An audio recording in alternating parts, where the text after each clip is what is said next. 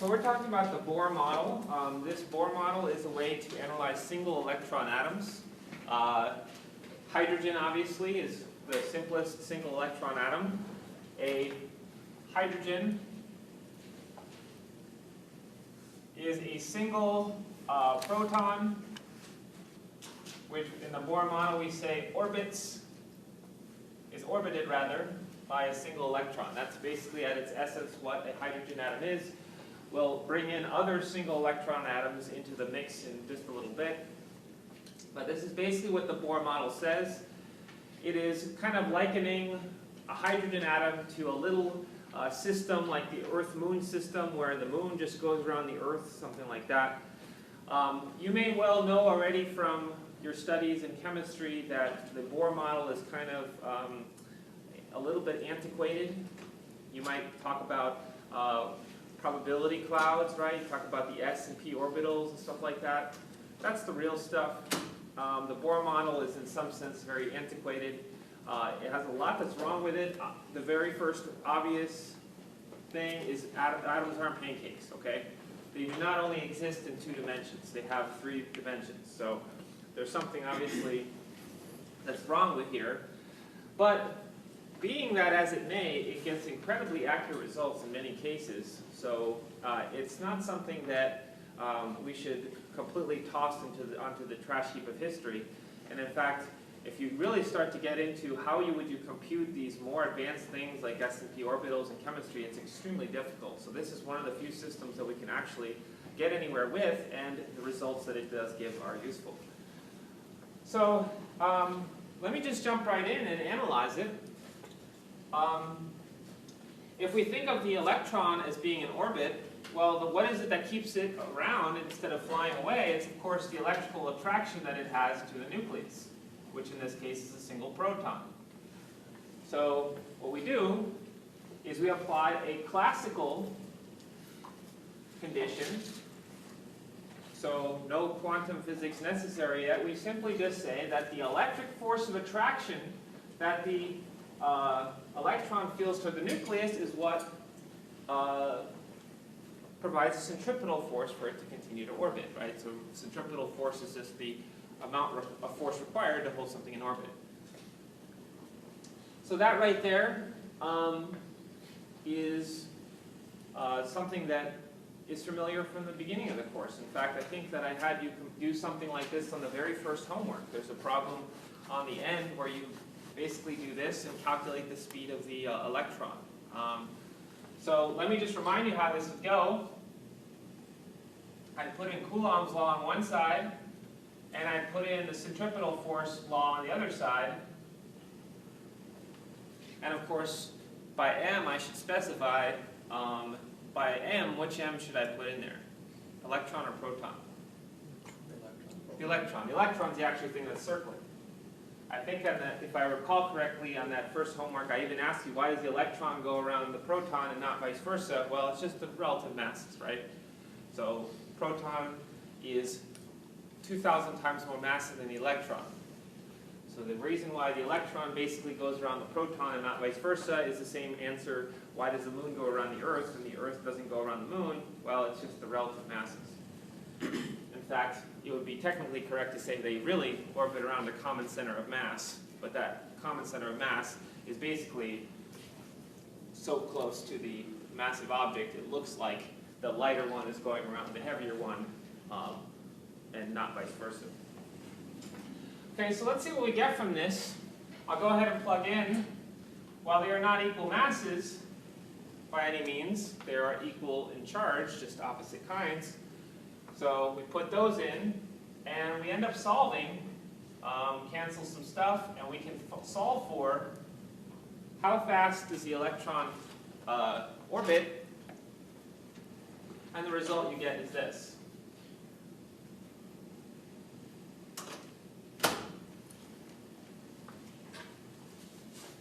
So there's the equation for how fast does the electron have to go. And there's a bunch of constants in here, but the only really 2 active ingredients that are negotiable is R, and R is going to affect V. So it basically says that if you want the electron to orbit, how fast it has to go to not fall in or fly out of the circle depends on where it's located. So if you go to a further distance away from the nucleus, then you don't have to orbit as fast in order to not be in a stable orbit. Okay? So this equation so far simply just says, okay, you can orbit wherever you want. You can orbit wherever you want, but wherever you are, get it? Sorry. Wherever you are, you have to have a speed that is appropriate to that location, right? But as long as this formula is obeyed, any r will work as long as you have the right v for that r, okay? So the next thing we have to do is apply a second condition. This is the quantum condition. So we're kind of having our cake and eating it too. We're imagining the electron as a point particle in orbit, like a little planet going around the sun or a little moon going around a planet. That's the classical condition, but we are also going to apply some kind of quantum condition to it. That's why this model, the Bohr model, is sometimes called semi-classical. It kind of has its foot in both camps. It kind of has its cake and eats it too, okay? So we're kind of going to have it both ways. In the classical picture, we think of the electron as a particle. It's a little particle that's orbiting. But in the quantum condition, we're going to also imagine the electron as a wave.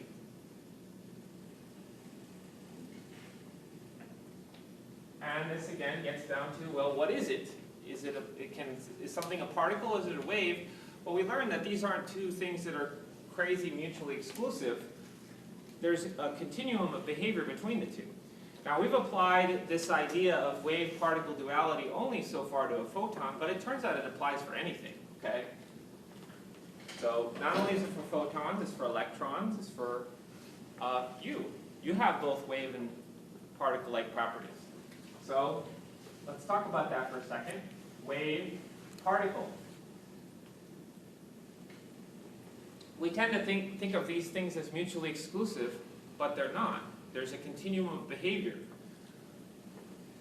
A particle we tend to think of as localized. A particle is here and not over there. Whereas we tend to think of a wave as something that goes on and on. It's non-localized. But it turns out that not just a photon, but anything can be put somewhere on the spectrum of wave-particle behavior. So let me tell you a little bit about this. There's an equation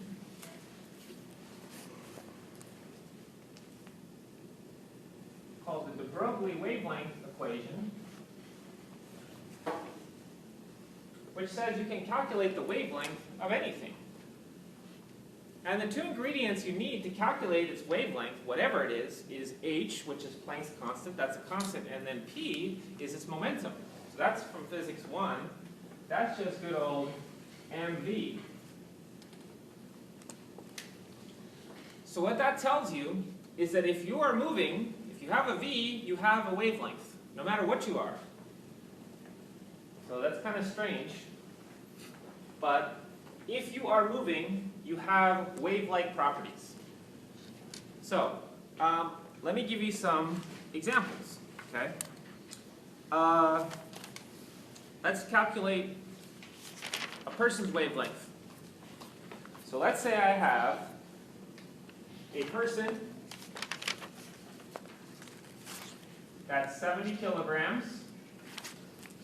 And they are traveling at a, let's say, a reasonable walking pace of 1 meter per second. That's a slow amble, okay? So let's calculate. If you put in those values, well, they're going to go in the denominator, so that gives us about 70. But the numerator is this incredibly tiny number. Remember that Planck's constant in SI units is 6.626 times 10 to the minus 34. So 10 to the minus 34, your wavelength, when you calculate this, is going to be 9.4 times 10 to the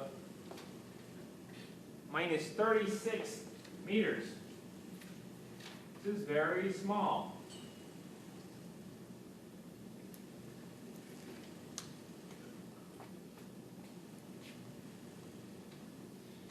That is so small that it is far, far, far smaller than even the width of a single atom or even the width of the nucleus. It's incredibly tiny. But you do have a wavelength. So in a certain sense, when you move, there's a part of you that's very slightly non-localized. Okay? There's a part of you that's slightly smeared out into space. It's just that it's so incredibly tiny that you don't notice that the border between you and the outside world is not fuzzy. Okay? Okay? So around the order of 10 to the minus 36 meters, you have a bit of fuzziness between what's you and what's not you. Okay? For the most part, you are localized. It's very clear that over there is not me and over here is me. Okay? So a person is very much toward the localized side. You're made out of a bunch of things which are more or less don't give you a whole lot of fuzziness, okay, as to where you are located. Okay? So, if yes, you have somewhat have wave-like properties, but that is not a huge amount of informing to your daily life. Okay? But you know, again, I guess if a hippie asks you what's your wavelength, what wavelength are you on, man? Okay, you can say it's around 10 to the minus 36 meters. Okay? So let's go ahead and do this for an electron.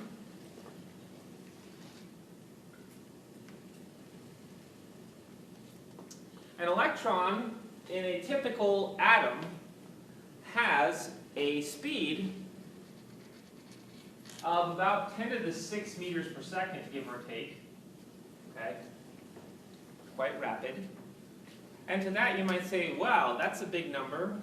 If you're dividing by that, isn't that going to cause the wavelength to be even smaller? Well, yes, it would, but even though the electron is moving 1,000,000 times faster than you generally are, 10 to the 6th, its mass is tiny. So if the mass is small, that tends to make the wavelength go up. So that's why we tend to see that for very small things, wavelength is expanded enough to be important. So let me remind you, an electron has a mass of 9.11 times 10 to the minus 31 kg. Sorry, it got a little smushed there, but it is on your formula sheet. And if you calculate the wavelength of that, you'll get about 7.3 times 10 to the minus 10 meters. Now again, you might look at that and say, oh, 10 to the minus 10 meters, that seems pretty small too. It is small, but that is on the order of the size of an atom now. And so we're talking about an electron, which is in an atom, having a wavelength that's somewhat similar to the thing that it's in. So we would have to consider the wave-like properties of an electron if we are talking about an electron in an atom. So what we have over here is an electron much more straddles the line between being a wave and a particle. And that's where our model, basically, we choose to think of it both ways. We think of it as a particle on one hand, but we also remember that it has a wave-like nature. So here's what I do. In some sense, the electron is orbiting like a little point particle, but in another sense, it's smeared out along the entire orbit at once. So in a certain sense, it's not in one particular place, it's everywhere around the orbit at once. And if that is the case, we better not wind up with something contradictory. We want it to match up with itself. Okay? So it would be weird if we had it waving and then when it came back around, it didn't connect, right? So we wanted to kind of form a nice symmetric thing, and the way that we can do that is around the circumference, 2 pi r, we want to fit a whole number of wavelengths. That makes sure that the beginning and the end are kind of closed up, right? So this statement, so n can be any integer, 1, 2, 3, okay? Well, this statement basically says is we want to fit a whole number of wavelengths into the circumference.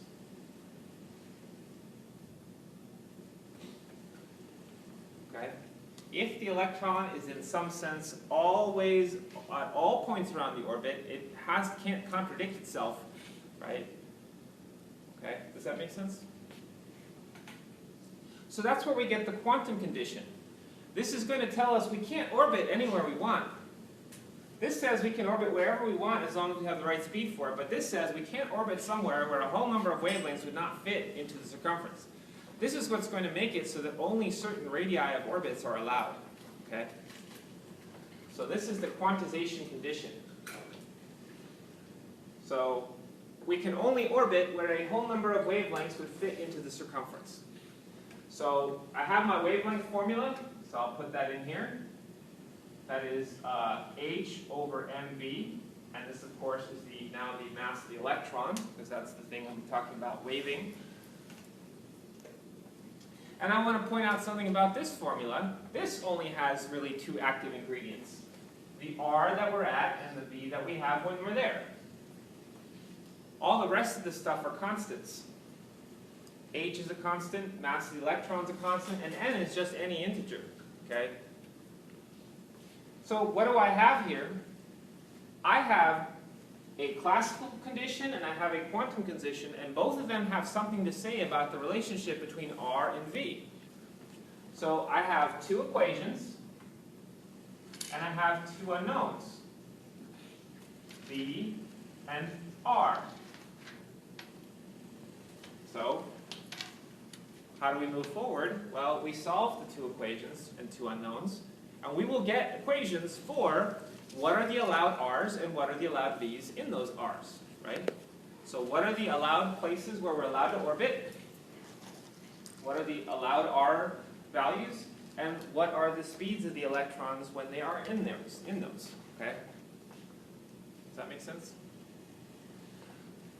So I'm not going to bore you with the algebra, because that's all it is, right? We have 2 equations with the same 2 unknowns, and we just crunch them through. And so let me just tell you the results. Are there any questions on the wavelength weirdness before I clear some space? Yeah. So yeah, essentially the idea of that is that a particular thing isn't all in one place. It's kind of there, but not there in other places. That's right. So if you talk about a particle that has wave-like properties, it's just kind of fuzzy and fades out. It's not entirely clear where's the end of it, right? So there's a certain fuzziness to where does it end, right? So that's what we're saying, is that everything has that nature to some extent. But when the wavelength is very, very small, like for a human being, the fuzziness of where does this thing end is on such a small scale that essentially it doesn't matter. You're arguing over a fuzziness that is on an incredibly small scale. Question? Does that kind of have to do with like the vibration that people talk about, atoms vibrating? Well, certainly atoms vibrate, but we're talking about that the constituents of the atoms themselves have some fuzziness, right? Okay. So you could still imagine, right, that this was vibrating around, but these were point particles. What we're saying is that the particles themselves have some fuzziness as to they're kind of smeared out in space in some way. So this is something even more than just thermal energy. We're saying that the constituents of matter themselves are wave-like in the sense that they have a fuzziness as to where they begin and end, right? And what we experience as a particle is simply something that the fuzziness is on a small enough scale that we don't really notice that the borderline between that object and not that object is a little bit unclear, right? I know this is weird, but that's the weirdness of wave-particle duality, and we live in the macroscopic world here where we oftentimes don't have to worry about this fuzziness, right? Because it's fuzziness on a small scale. So we like to think we have crisp lines where the object is over on this side and not over here, right? But that's not the way that nature, unfortunately, works on a small scale, okay? Our version of reality that we experience every day is not the reality that works on a small scale, okay? So, let me tell you the results.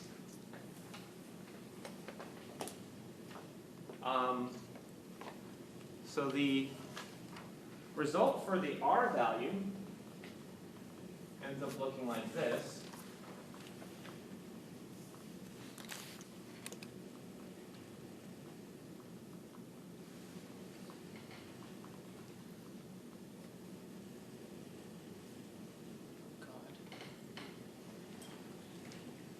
Now, as horrible as that is, what you're really looking at there is you can kind of think of it as the yearly gathering, the who's who of physical constants, okay? Everything in that parenthesis is a known number that never changes, right? So it's where H gets together to talk to the Planck's constant gets together and talks with the elementary charge, and Coulomb's constant, the mass of the electron, and pi, right? Those are all simply just purely numbers. In fact, if I want to make my life easier, I just crunch it into a number and then don't ever have to deal with it again. This number, as a whole, is 5.29 times 10 to the minus 11th meters.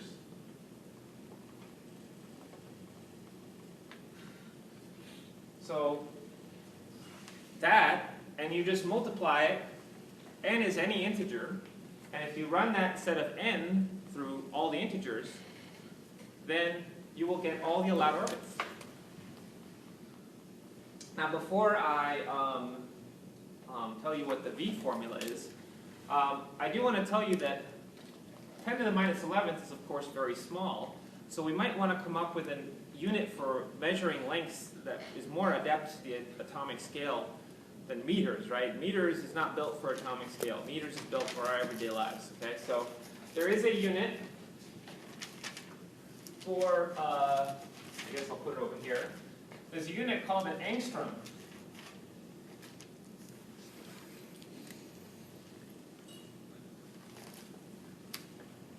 And that dot on top of the A is not some special symbol. Angstrom was just Swedish. That's a letter in their alphabet, okay? A was a dot on top, okay?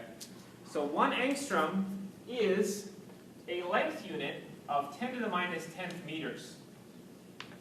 And of course, it's specifically designed for atomic scale, and so things that are measured in angstroms are very much more nice to work with. For instance, this right here is 0.529 angstroms. So remember that angstroms is not SI, of course meters is, but for working on the atomic scale, maybe we want to work in angstroms. So this distance, by the way, is called the Bohr radius. And if we write it in terms of that, we get this. So basically, your jumping off point for atomic radii here, for the hydrogen, when you plug in n equals 1, you'll get that the R is about 0.5 angstroms, 0.529 angstroms, and then it is going to be, run your n values through 2, 3, 4, 5, 6, any integer will do, and you multiply n squared by that Bohr radius, and you'll get the radii of all the allowed orbits, okay? So that's the radius formula. And let me also tell you, of course, we have 2 equations, so we can get 2 unknowns. I'm trying to save this, but I guess I'm going to have to copy it later.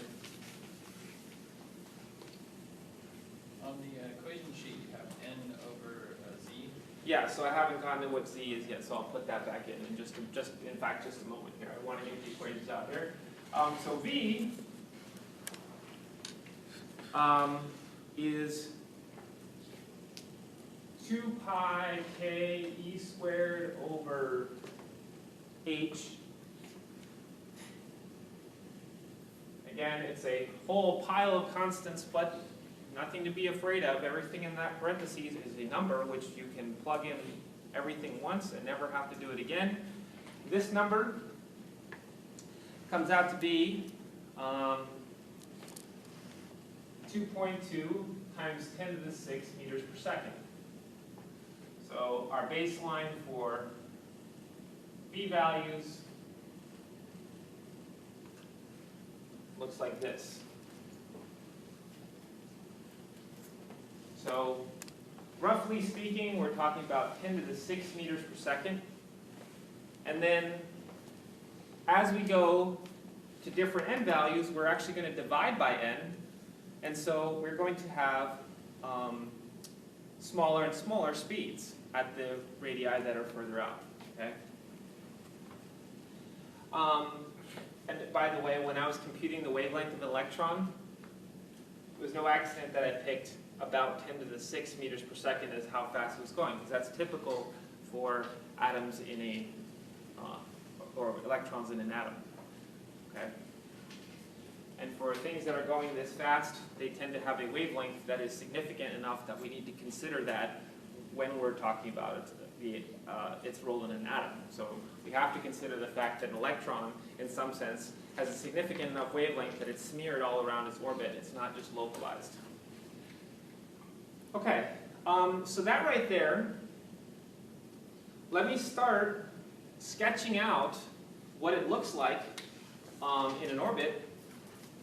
So let me start sketching out these allowed things. So first of all, R is proportional to n squared, which means that the allowed radii are not evenly spaced. They're actually going to get further and further apart. So if I draw in the nucleus here, E+, that's our proton. Those look like this. Looks like this, like this, like this, and very rapidly expanding.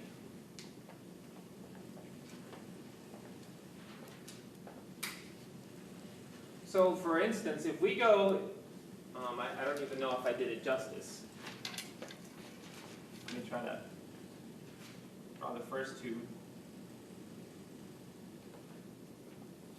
So this is where your hopefully 1 to 2 semesters of working with proportionalities will allow you the facility to say, when you go from n equals 1 to n equals 2, right? So we double the n value.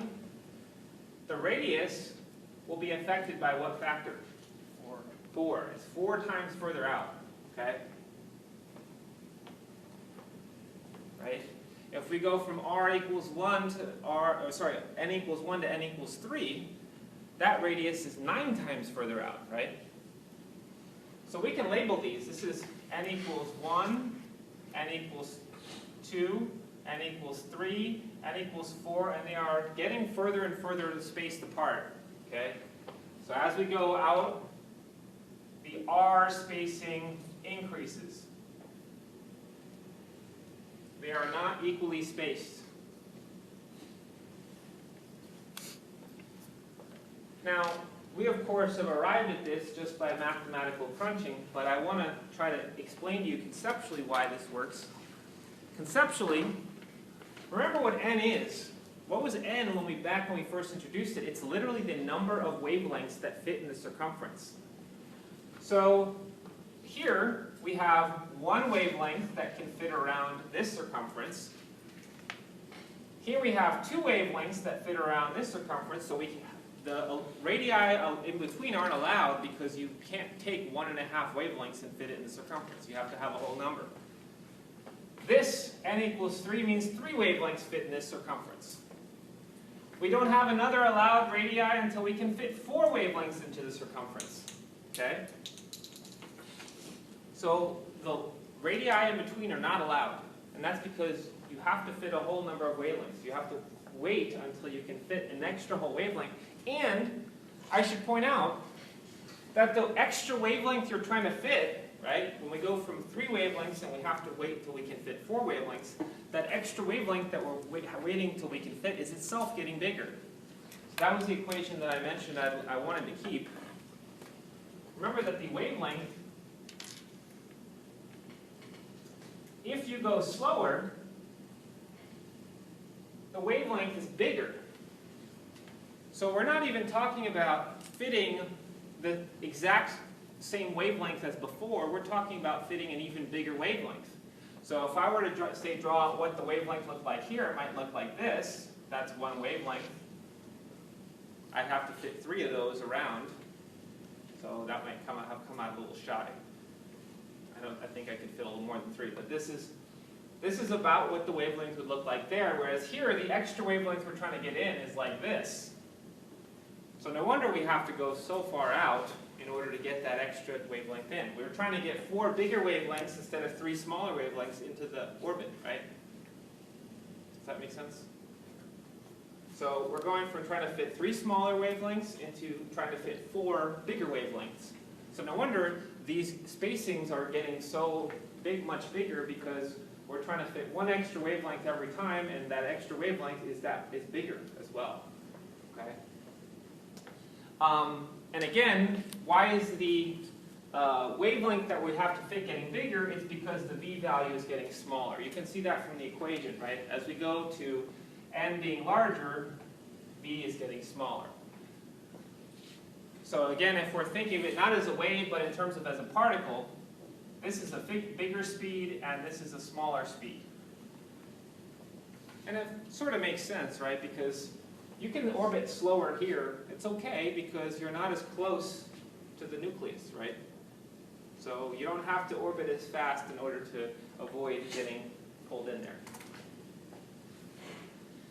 So that's a little bit about the structure of these things. V again is proportional to 1 over n, which means that if you double n, V will halve, right? So that's first things first. Allowed R, allowed V, right? You can't orbit wherever you want. There are certain quantized steps of the ladder. There's only so many places where you can orbit. The R values that you're allowed to orbit get spread apart. They increase as n squared. And the speed at which you have to have when you're thinking of, again, as a particle, if you're thinking of the electron as a particle, then the speed will get diminished at those higher radii orbits. So without further ado, I guess I should work in Z. So the question is already brought up, what's up with the Z? Well, we've only talked about hydrogen so far, but this model is more powerful than handling just hydrogen. Let me see if I can sneak it into this corner. I guess I'm just going to have to erase this.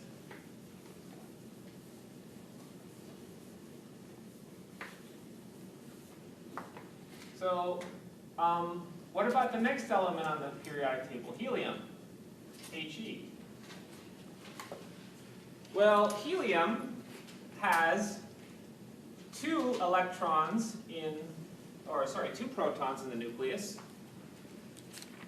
We talked about earlier in the class it might have some neutrons for the purposes of stabilization, but that just comes with the nuclear strong force. It doesn't have anything to do with the electrical force. And then, of course, we can think of it as 2 electrons in orbit. That would be a neutral helium atom. But there's a problem here that makes this much, much more difficult.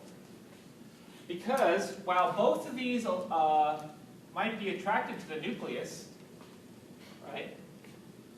So they have an electrical force of attraction to the nucleus.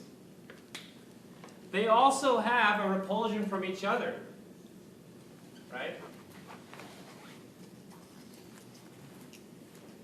And that right there is going to make it a whole big mess.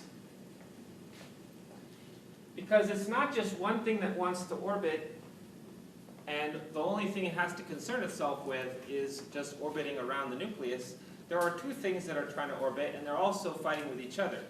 That makes it far more complicated. That makes it what we call a three-body problem.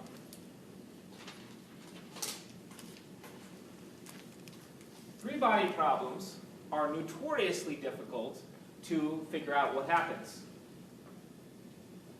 You have this as well. This is not just an atom thing. It's also difficult if you, for instance, if you have a planet that has two moons.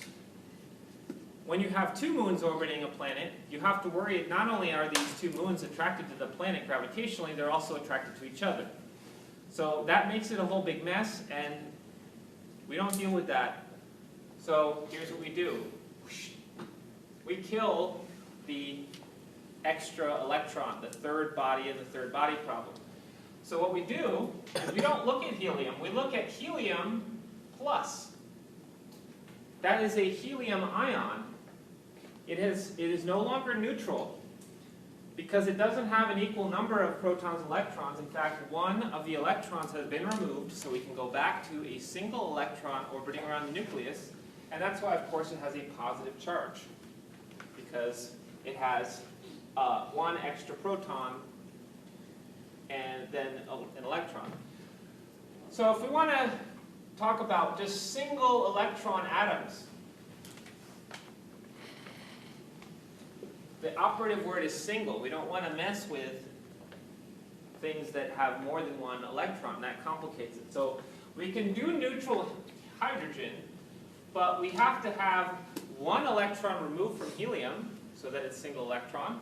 We can do the next element on the periodic table, lithium, which has 3 protons in the nucleus and 3 electrons around it, and we have to take 2 of those electrons off to make it a single electron problem.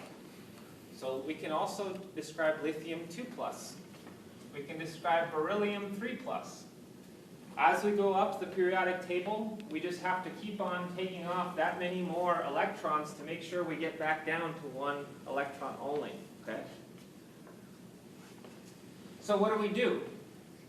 What we do is, of course, what makes it the element that it is the number of protons in the nucleus. So we quantify that as Z. Z is the number of protons. Z is the number of protons in the nucleus. That's what gives something its chemical identity. Okay, so that's what makes it what we call it, right?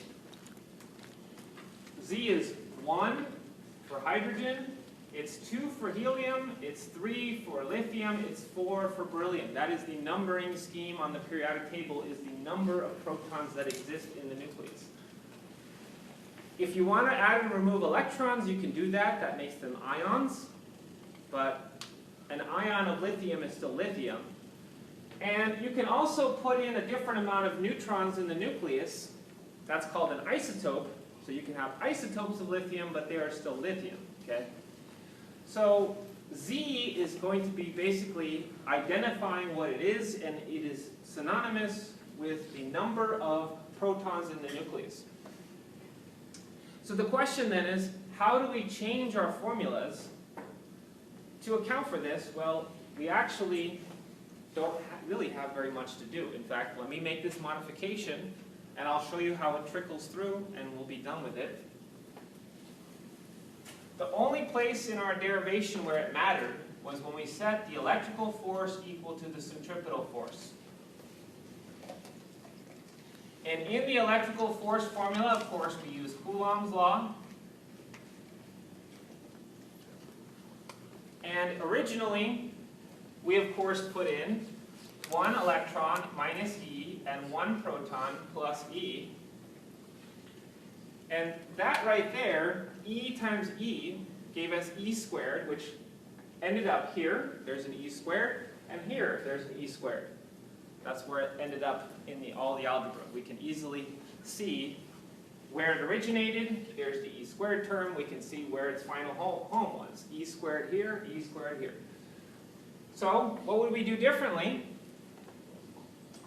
What we would do differently is, of course, that this would now be z times plus e. We'd have more than one proton in the nucleus. That's the only thing we'd have to change in our original derivation. So instead of just getting e squared, we get ze squared.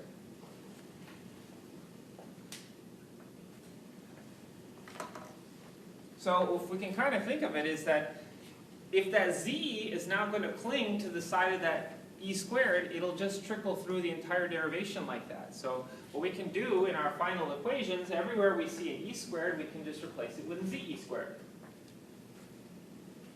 You can work through all the algebra, but all you're going to do is find that that z is clinging on like a barnacle on the side of that e squared. Okay? So what do we have? We have an e squared here, so I guess we need a z along with that now. And we have an e squared on the bottom here, so I guess we need a z with that now. So just like that, we are done figuring out how our formulas can be modified so that rather than just dealing with hydrogen, it can deal with any single electron atom, where z is just the number of protons in the nucleus. So, that is the form in which you will find the equations on your equation sheet. You'll have this right here, and you'll have this right here.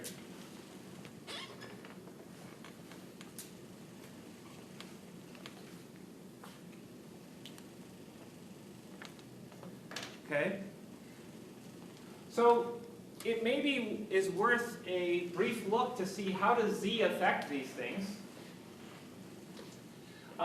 We can see that r is inversely proportional to z, which means that if you have more protons in the nucleus, it tends to decrease the radii. That's just the nucleus hugging the electron a little bit tighter, okay? Right? If you put more protons in the nucleus, they are more attracting that electron. It's going to hug them closer, right? Does that make sense? So it's going to pull in those orbits. So hug them a little closer. And over here, we see that V is directly proportional to Z, which means that if Z is larger, you have more protons in the nucleus, then the electron will go faster. How does that make sense conceptually? Well, if the nucleus is hugging you a little tighter, you got to move faster to not get crushed and hugged right into the nucleus, right? So what we have is that more protons in the nucleus means that the orbits are hugged closer, and the electrons have to go faster.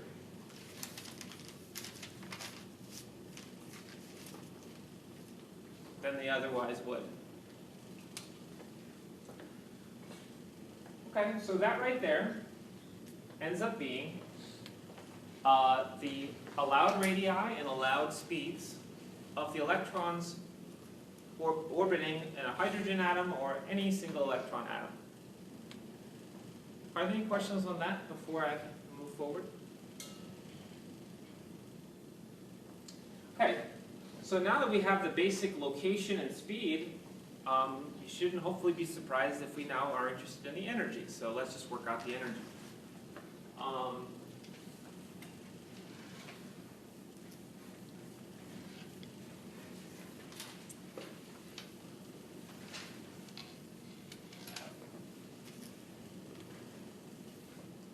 So energy of the electron.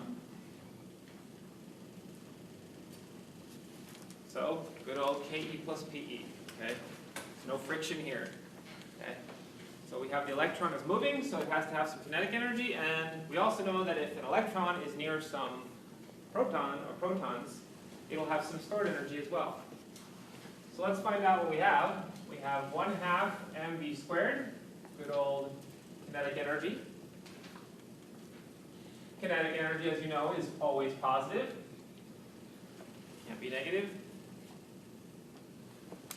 And then we go ahead and we compute our potential energy with good old Q times V, going back to homework number 2.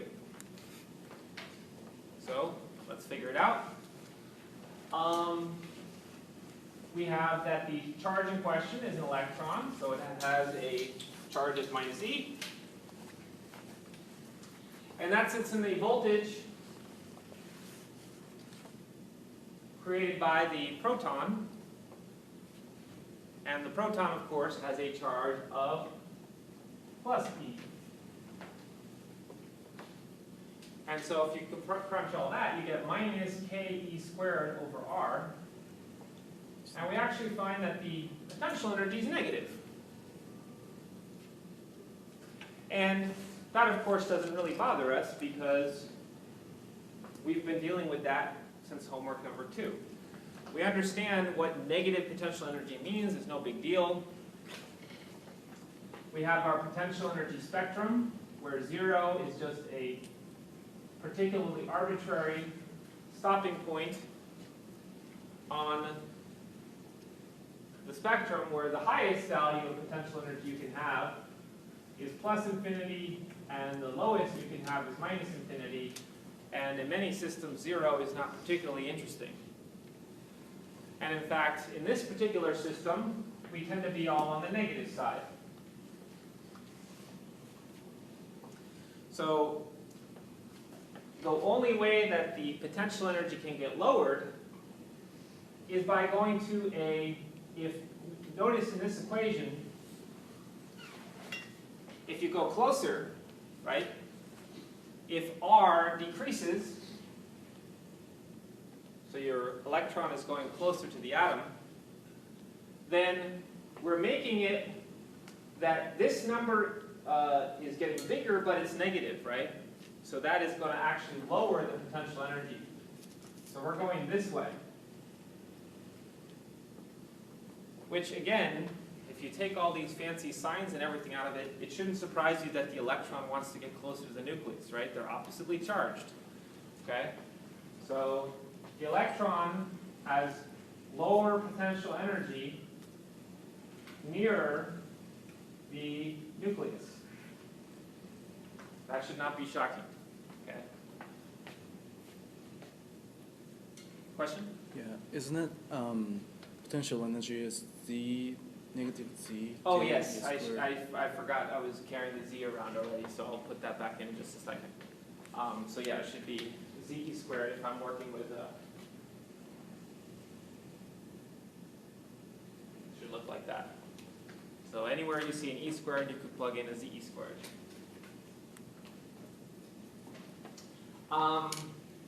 And in fact, in this particular system, you can see that the maximum value in this particular system is 0. The maximum amount of potential energy you could have is by going far and far, far, far away, right?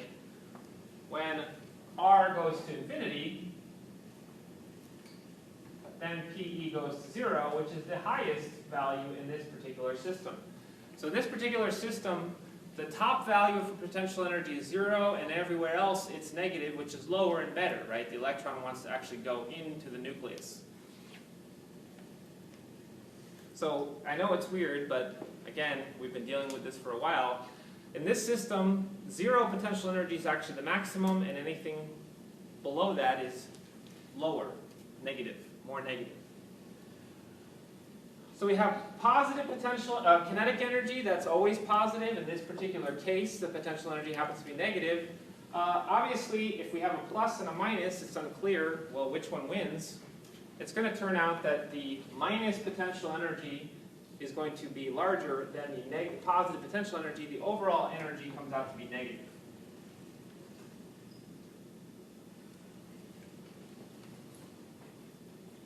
So how do I find what that is? Well, look at what I have here. I have the speed and I have the radius, both of which I already just found, so why not just throw them in there and see what comes of it? Then I can find a formula for what are the energies of the electrons in these allowed orbits. So let me tell you the answer there. And again, it comes out to be some big mess. Minus. And a whole bunch of constants. 2 pi squared k squared m of the electron e to the 4th. Oh my gosh, there's so many constants. And then over h squared. Again, all of which are just numbers, okay? And then where are the actual ingredients that can be flexible? They're on the outside. So those are things you might want to actually do something with.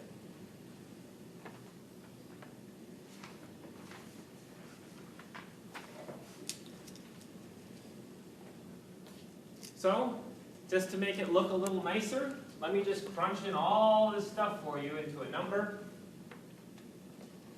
That number is going to be negative 2.176 times 10 to the minus 18th joules.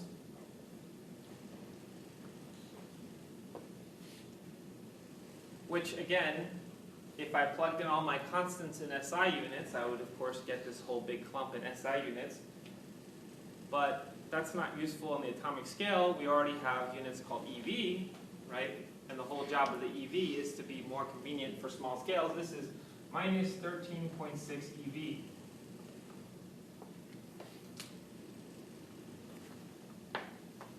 So that right there is my formula for the energy that the electrons have in these orbits. So let me copy that so it looks a little nicer.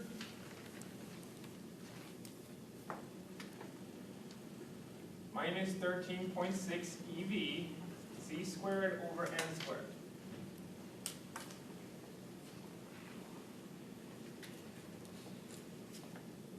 So let me sketch out these energy levels for you. Let's do hydrogen, which means Z equals 1.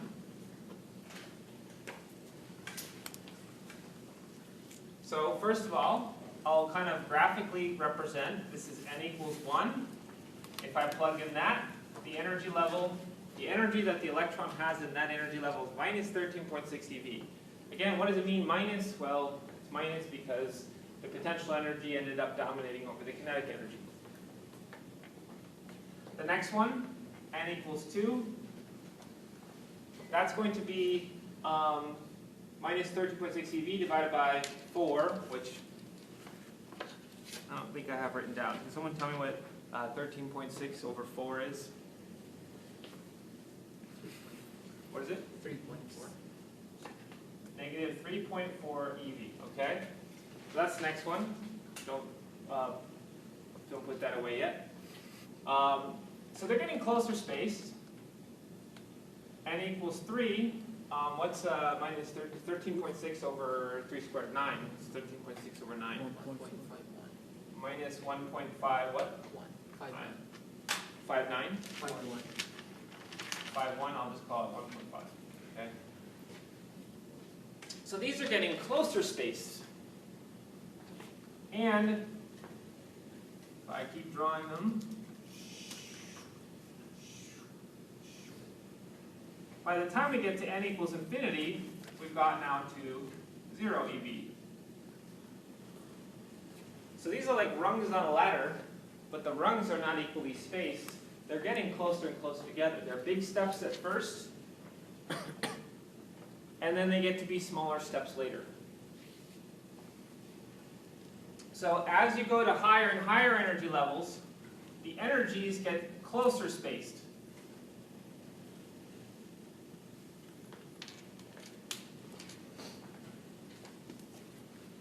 So this is a tricky thing to remember. The radii get further and further apart.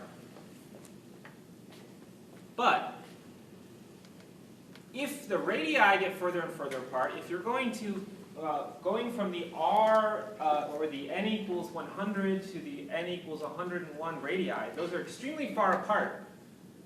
But the energy gain in going from between those two radii is very minimal, right? Because at that point you are so far away from the nucleus that you can move a drastically far distance away and the energy just doesn't change that much anymore. Okay? At this point, when you're really far away from the nucleus is a distant memory, right? You're not changing your energy by that much. And of course, we know that already from our potential energy formula, right? Our potential energy curves tend to have this look like this, right? So you have big changes in energy when you're close by, and then it kind of plateaus out later, right? So that's all that this is saying. This is saying that when you're close to the nucleus, if you go from one energy level to another, it's a big jump in energy. But when you're further away, the steps in energy are very minimal moving between the orbits, okay? So, let's go ahead and we're kind of thinking of the electron as existing in one of these energy levels. We tend to call the lowest value the ground state. That's the lowest energy something can have. Typically, the electron sits in that lowest energy state if the temperature is fairly low, and so there's no thermal energy available to throw the electron up into a higher energy level. But these over here, these are called the excited states. So this is when the electron is in a higher energy level. Okay? So let's talk about what you might do to transport the electron from the lower energy level to the higher energy level. How might it take a step or more up this ladder? Well, something has to give it some energy, right? You can't just decide to increase your own energy. So let's talk about how we might do that. What we do is we send in some photons. Photons carry energy. So let's say I have a cloud of hydrogen gas, okay? And I'm going to shine some light at it. And it's white light, and what white light of course means is that I have all the colors of the rainbow in there, right? I have a whole wide variety of frequencies, and which means that I have a whole variety of different photons in there, okay? So remember I have my formula for the energy contained in one photon is FHF. And we learned that the higher the frequency of the light, the higher of the energy contained in one photon, right? So I described before when we were talking about the photoelectric effect, we were talking about the violet photons are big wrecking balls compared to the red photons, which have much less energy each. Okay? So let's see what happens. What you will find is that most of the light that you send through just travels through completely unimpeded. And here's why. Let's say you have a red photon coming through. If that photon does not carry enough energy, the electron cannot save it up. Okay? It can't jump like there and then just wait around for another photon to finish the journey. Okay? If the amount of energy in that photon is not enough to let it do a jump, it has to pass on that photon and just let it go through. Okay? So you can't do half jumps. And so if you send in a wide variety of photons, most photons are not useful because they cannot make the electron jump. It has to have just the right amount of energy to jump to one of these energy levels. It can't jump up to the halfway between the 2 and the 3 either. It has to be just the right amount to make one of these jumps. Okay? Just like you can't, if you want to climb up a ladder, you can't just step halfway between 2 rungs and then finish the step later. Okay? You have to step in on these rungs. But occasionally there will be a photon that has just the right amount of energy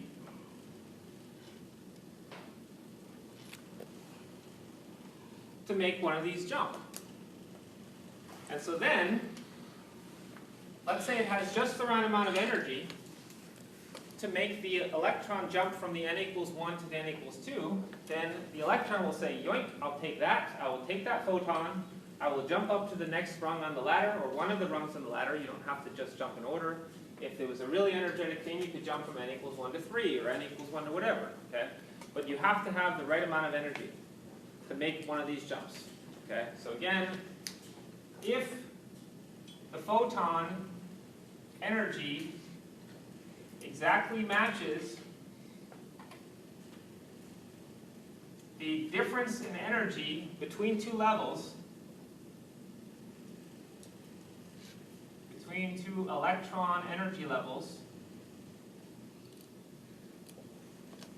what we say is that the photon is absorbed. The photon is absorbed by this electron to make this jump.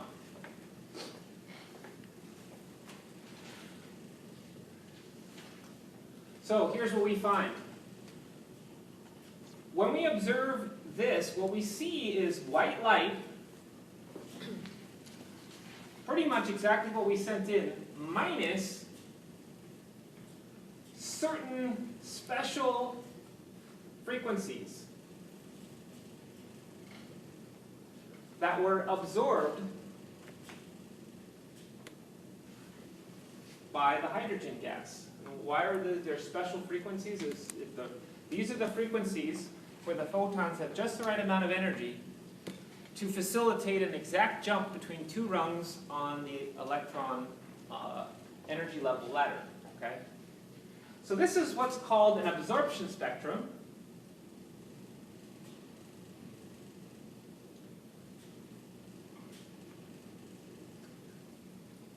And you may have looked at these in spectroscopy. What you basically get is all the colors of the rainbow. Usually what you do is you run them through some kind of dispersive medium so that you can get them to all fan out. Has anyone ever seen an absorption spectrum? Yeah, so what you see is you basically see all the colors and then these dark bands, right? Where the colors are missing. Where did they go? Well, the photons got uptaken by the gas, and so they are gone, right? The energy of the photon is taken up by the electron instead. The photon ceases to be. Okay? So, let's talk about what happens from there. Well, oftentimes, when the electron absorbs a photon and it jumps over here somewhere, it's not going to stay there. It's like throwing a ball in the air, right? If you throw a ball in the air, you throw it to a high energy level, higher potential energy, it's going to fall back down. So that's exactly what happens. It falls back down. And of course, if it now goes to a lower energy, the excess energy has to go somewhere, so the exact same photon comes out. So if that's the photon that got absorbed, it comes out. But guess what? It has no memory of the original direction it was going. Why would it remember that? So it just basically gets put out in all directions equally. Really, even the original direction, but that's a minuscule, tiny fraction. It's just going to go out randomly. So what you're going to find is that those colors that were missing from the absorption spectrum just kind of get put out randomly in all directions. So if you're looking somewhere over here, where you normally wouldn't expect to see anything because you're not in the line of sight of the direction the light's going, you will observe something here. You will see those same frequencies only. The ones that were missing in the absorption spectrum are now here. This is called the emission spectrum.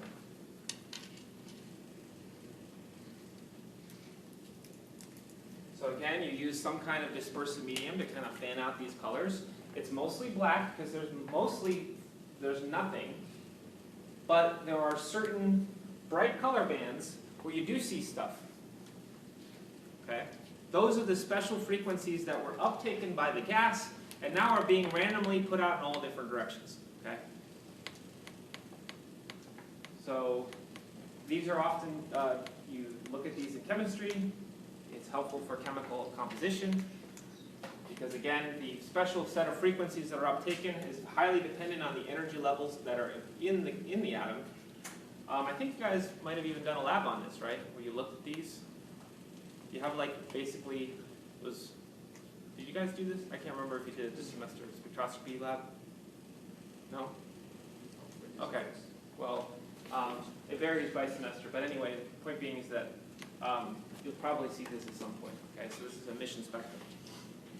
Let's work out the details. So what we basically said was that the energy of the photon has to exactly match the difference in energy levels, in two energy levels of the electron.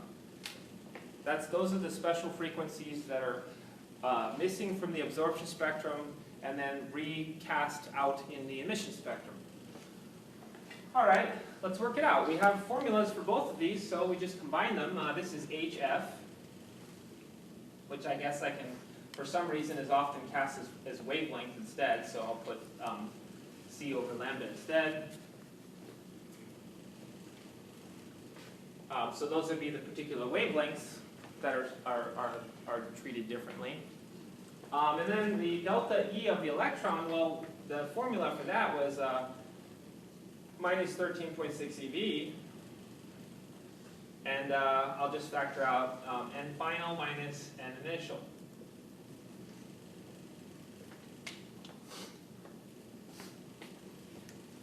So I just used the formula twice. One is the n value where you wind up, the energy level you wind up at, and one is where you, of course, where you started. So you make the jump between two different n values, two different energy levels. So what do we do here? What we usually do is we solve for the particular wavelengths that are treated differently. The ones that are, instead of the frequencies, we usually solve for the wavelengths. The wavelengths that will be absorbed or missing from the absorption spectrum and present in the emission spectrum. Let me tell you what you get. Oh,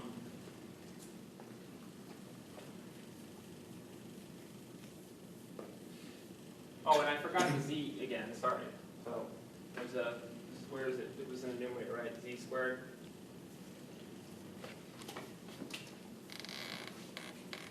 So what do you get? 1 over lambda. It looks a little nicer if the lambda is in the denominator. So, and then if you get minus 13.6 eV, H and C are here, and then I guess 1 over n final squared minus n initial squared, and then there's a z squared as well.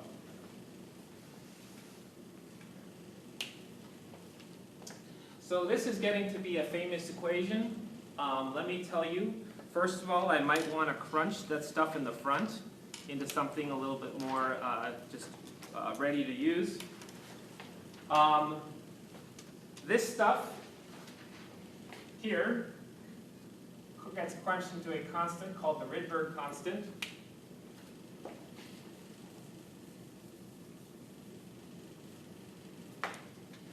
One over lambda equals the Rydberg constant. And then, just to be lazy, so I don't have to deal with this minus, I'm just going to subtract the n values in whichever order I feel like so that it gets a positive value. So I think on the equation sheet I just called one of them n and one of them n prime. I don't remember which one is which. It doesn't matter. Just the two energy levels are going between, right? If you're talking about the absorption, you're going to a higher energy level, higher n value, and if you're talking about the emission, you're going down to a lower energy level, but it doesn't matter.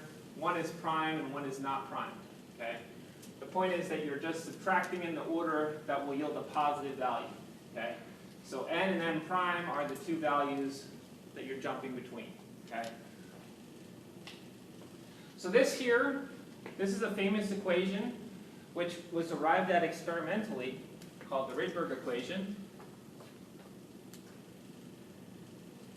The Rydberg constant is, by the way, on your equation sheet, and if you want the quickest way to find out how a particular atom, what wavelengths it emits and absorbs, you find out what are the n values that you can jump between, and then put in the z, of course.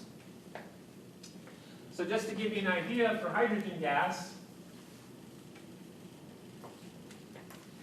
so for hydrogen, we can use the jumping off point where one of the n values is, I don't remember if it's n or n prime, n equals 1, right? So we might ask, what if you jump from n equals 1 to 2, 3, 4, dot, dot, dot, all the way to infinity?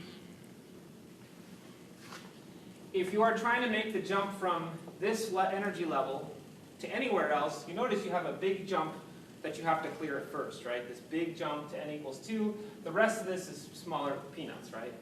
So if you jump from n equals 1 to n equals 2, or vice versa, or if you want to go all the way up to infinity, it's not going to cost you that much more, okay?